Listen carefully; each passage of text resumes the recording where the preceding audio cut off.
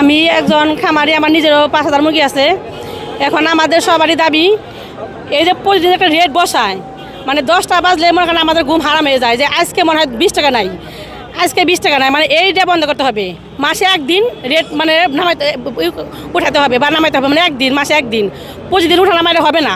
আমাদের দেশের প্রত্যেকটা সরকারি প্রত্যেকটা সময় একটি কথা বলে যে তোমরা উদ্যোক্তা হও, কিন্তু আমরা যখন উদ্যোক্তা হই তখন আমরা সরকার থেকে কোনো সহযোগিতা পাই না। আমরা যখন উদ্যোক্তা হই আমাদের খাদ্যের দাম বাড়তেই থাকে, আমাদের ডিমের দামের কোনো এই সরকারের কাছে কোনো নির্দিষ্ট কোনো রেট তাদের কাছে নাই।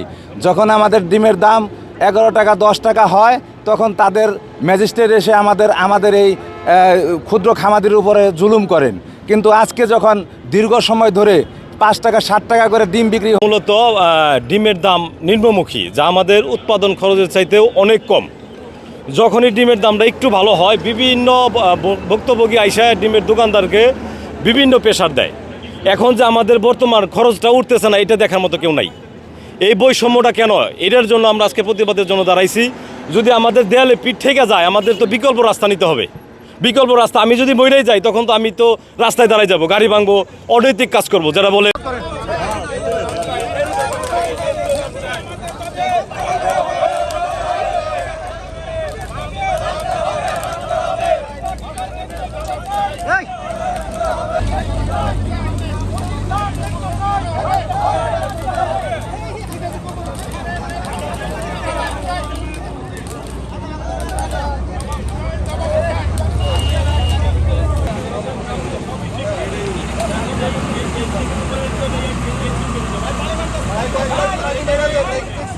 এই বেয়াল ঘটে, তাহলে আমরা কোথায় যাই দাঁড়াবো? আজকে আমরা সবাই লাখ লাখ টাকা কাউ ঋণ করে আমরা খাবো।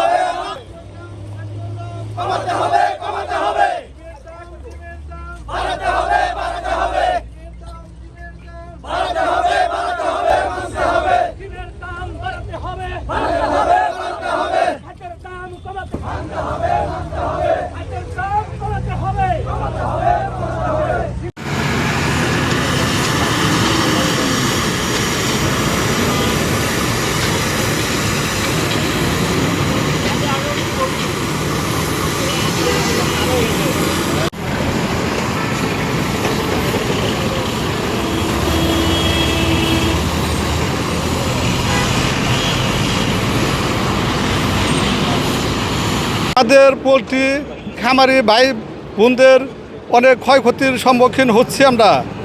যখন ডিমের দাম বাইরে যায় তখন ভোক্তাধিকার তাদের ডিমের দাম কমানোর জন্য অনেক ধরপাকড় করে, ব্যাপারীও অনেক ধরপাকড় করে, কিন্তু এখন আমাদের ডিমের বাজার অনেক কম।